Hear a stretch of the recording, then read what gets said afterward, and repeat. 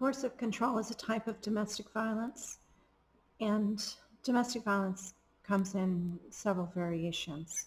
There is interpersonal violence, situational violence between couples, that is mutual violence, and women participate in that as much as men do.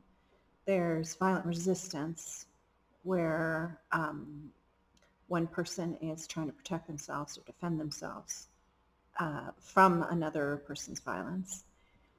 And there is sort of what people often think about with domestic violence, which is the financial control, the psychological abuse, the physical or sexual abuse. All of those things are part of domestic violence, but there isn't this element of psychological control.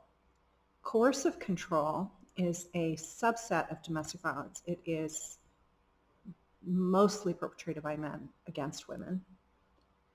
Very few women engage in this. And it may or may not include physical or sexual violence.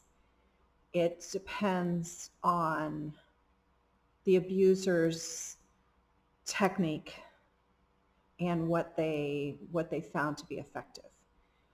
There is usually a high level of monitoring, of isolation, and inability, the sort of loss of autonomy and loss of identity is a huge part of this. In a family system, the coercive control could just be directed at the mother, or it can also, include all of the children. But even if the children are not coercively controlled in that system, they are on a daily basis watching their mother being coercively controlled by their father, and that is a form of psychological violence against the children. Now, coercive control varies so much. We don't have a good measure yet to really pin down what the behaviors are. And some people are going to be more responsive. So there can be coercion via guilt and anger, which is really important to understand. So we can use painful emotions to kind of taser someone else and force them into compliance. So those would be techniques that would be used for, in a coercive control situation. So if the abuser does not want you to spend time with your sister and your mom, they might make you feel guilty for not spending time with them. They might get angry or, pick a fight every time you want to go over and see your family. That's creating the isolation so that you lose your base of support, and that also increases their power over you.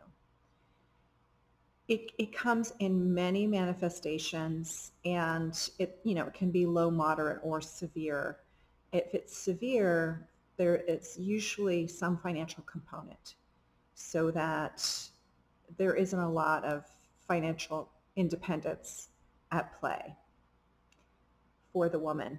And we are just starting to understand this. We're starting to integrate this concept into family court, and we don't yet know the prevalence of coercive control.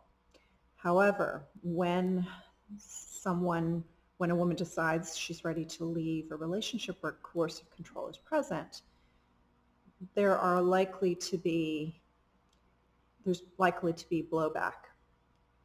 And that could come in terms of kind of financial abuse during divorce, legal abuse, using the court system. When it's severe, there might be harassment or stalking, and those are both signs that there is a real danger and a real threat to your life. So please be aware, if you've left somebody where there was coercive control and you're seeing stalking and harassment happen during the separation period, it's important to get those protective orders and to do what you can to secure your own safety and your children's safety.